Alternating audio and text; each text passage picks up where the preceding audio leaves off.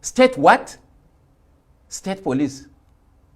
You know, I've always said, I'm sorry to say it, can tackle insecurity at the regional and state levels is to grant state police.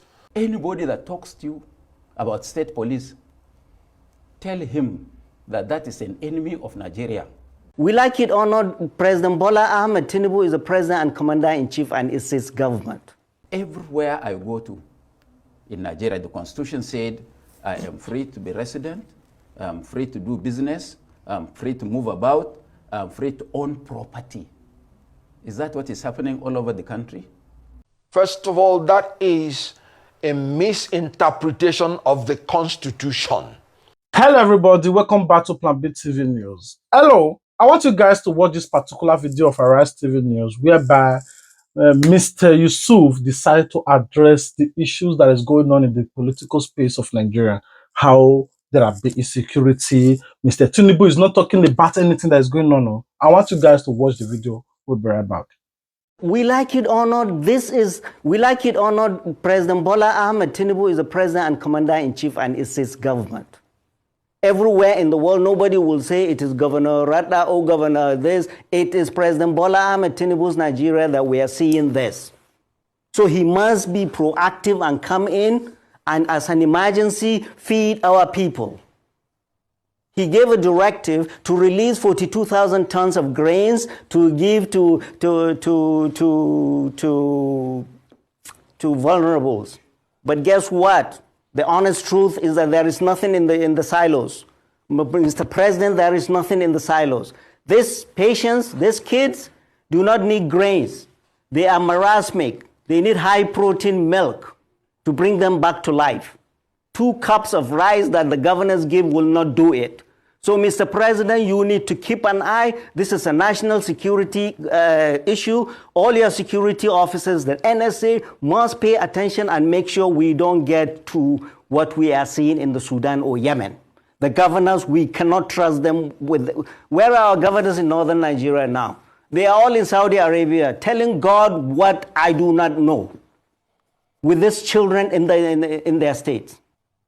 The National Security Advisor should advise the president and tell him, we have an emergency.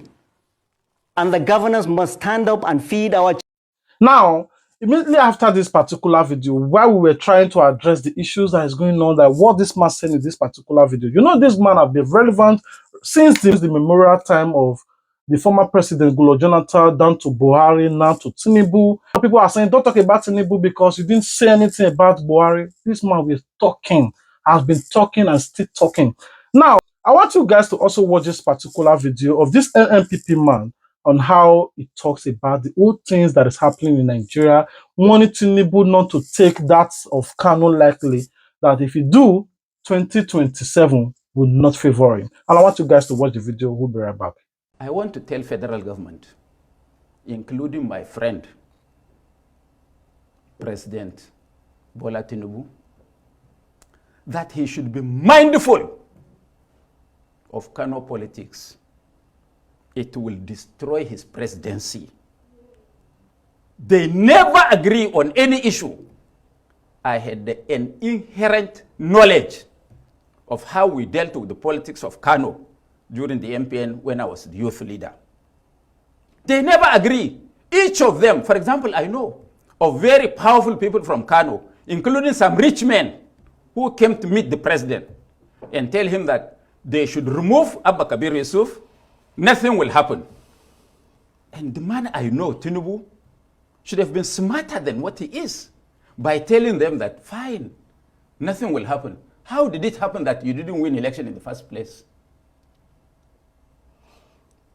So you're making some very interesting points there. How do you think Kano politics might destroy President Tinubu's Because presidency? if Boko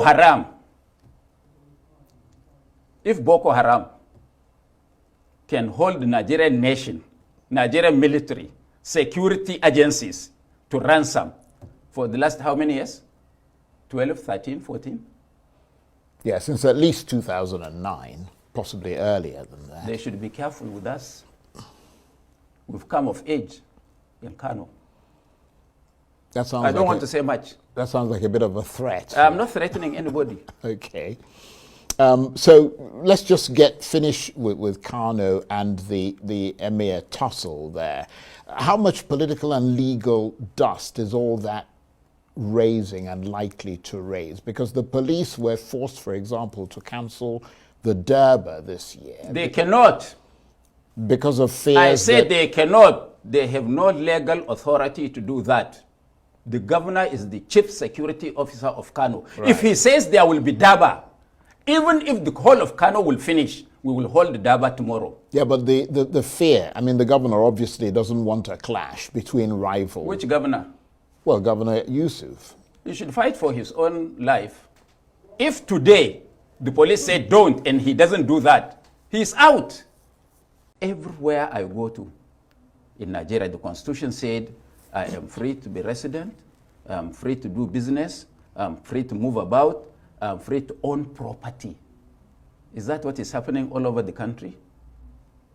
Because we don't have strong leaders. That is why, and some people are talking about state police. State what? State police. And some people are talking about regionalism.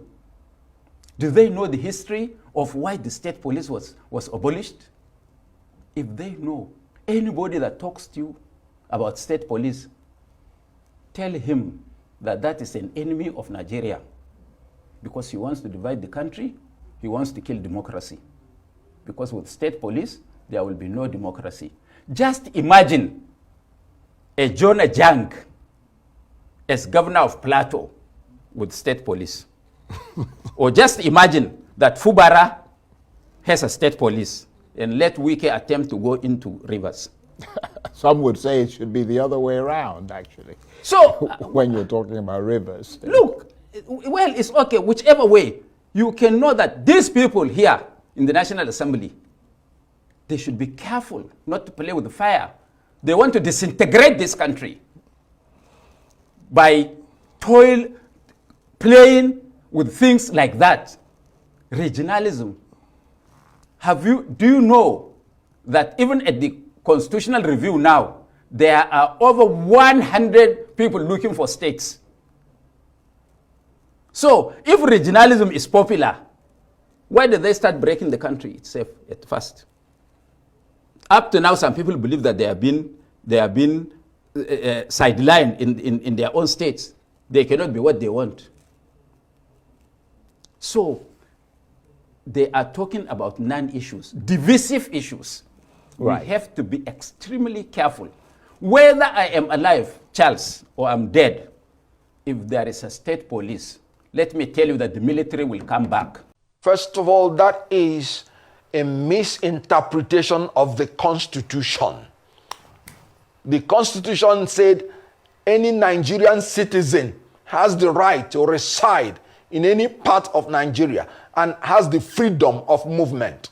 As a matter of fact, the law is very clear that animals are not given the freedom to roam about because animals are known to either destroy lives or destroy livelihoods. So when you talk about cattle, when you talk about herbivorous animals, you're talking about animals that destroy livelihoods. Rearing animals and planting crops, these are the two sides of agriculture. It will be, I'm sorry to say it, it will be insensitive for anybody to think you'll be growing in your quest for agrarian revolution by using one set of agriculture to destroy the other set. Cattle and herbivorous animals eat up plants. You need plants, you need animals for your food. So saying you will allow the cattle to eat up the plants is actually being unwise because you are destroying agriculture thinking you are improving it. Now, the issue of banning the open grazing, I am really very shocked that any human being in the 21st century will even open his mouth to say you will allow these young, beautiful children to be following animals from Maiduguri to Port Harcourt, from Sokoto to Lagos, trekking through the forest where they will be drugged, where they will be brainwashed, where they will be traumatized and terrorized without option of going to school.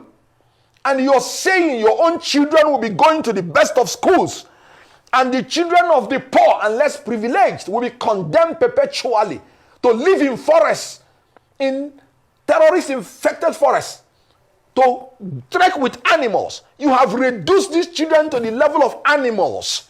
I can tell you, hardly will any child move from Maiduguri to Port Harcourt trekking in Nigeria today without meeting one kind of Waterloo or the other, or without coming out becoming a terrorist himself. All the crimes that are being committed in Nigeria today are committed in the forest. And then, what is the security of the cattle in itself? Because the cattle will end up being rustled by the terrorists. There is no more safety in the forest as it used to be. And these children are entitled to go to school. They are not entitled to be condemned to become animals. And when you allow animals to pass through the cities, we are talking about cholera. Cholera is the filthiness and the contamination of the water you drink by basically the feces of animals and human beings being defecated in open place. We are talking about human beings defecating in open place, but we're talking about animals freely defecating in open place when you allow this open grazing. And then rain will fall and wash them into the streams, which some of these people drink, and even some of the water the people drink, and it will cause cholera. In this modern time, anti-grazing law is not only immediate, should not only be immediate, but should be immediately done and agreed by everybody. What are they saying? They didn't say they are banning you from being a pastoralist. They simply said you should organize it in a manner that those children will be tending to their animals, going to school, and it's not constituting a nuisance to the people and to themselves. Well, Mr. Even the animals themselves, they don't even come out better when they do all those trekking. So anti-grazing law is not only that it is acceptable, it should be done. You know, I've always said, I'm sorry to say it, that the governors can only make promises, but they do not have what it takes to enforce their promise. That's why I'm talking about state police. Because the police we have now answers to the Inspector General of Police and answers to the federal government. So no matter their plan, no matter their opinion, no matter the objective they have to tackle insecurity, it is still subject to the efficiency and effectiveness of the national police, which is outside the purview of their power. So the best way this federal government can tackle insecurity at the regional and state levels is to grant state police to the states, amend the constitution. People always talk about abusing state police. Let me state it clearly here, that I am not assuring anybody that some governors will not abuse state police. They will. And the reason is because the federal government abuses federal police at times. Is it not with the federal police that they use to rig election? Is it not with the federal police that they use to do certain things? So that the mere fact that some state governors will abuse state police will not be the reason you will say the right thing should not be done.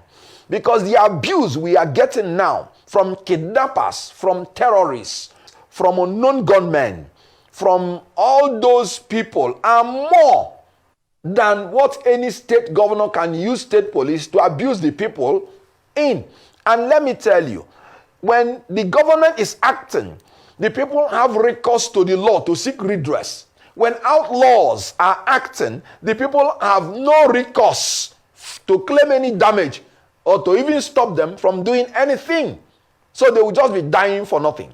So the abuse that the state governors will subject the state police to is very much better than the abuse we are receiving from the outlaws, from the terrorists, kidnappers, from the armed robbers, and from assaulters of integrity and the personality of human beings. So they should be giving state police. Then again, the Southeast governors, they should cooperate, because the landmass of the Southeast is not so much. So whoever does any crime in Enugu can sneak into Ebonyi, to Abia. And if they do not cooperate, they won't be able to trace the criminals within the regional level. The state level will be too small for them to operate. So it's good for them to cooperate to eliminate the threat of insecurity. The unknown gunmen are known. It is only an inefficient government that will be attributing insecurity to unknown gunmen. Please, is there any criminal that brings himself to advertise himself when he wants to commit crime? Every criminal wants to be unknown. So the mere fact that you're saying things are committed by unknown gunmen, you are actually displaying your incompetence. So there is nothing that is committed by an unknown person. It is committed by a criminal. They should, through competence and cooperation, hunt down these criminals so that the Southeast people, who are traders and travelers by nature, will be able to carry out their functions for their livelihood.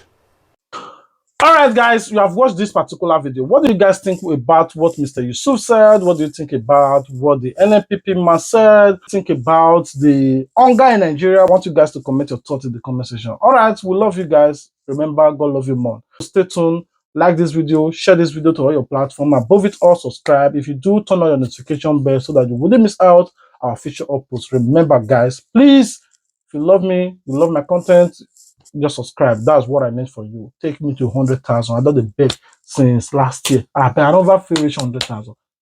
Please. I love you guys. Peace out.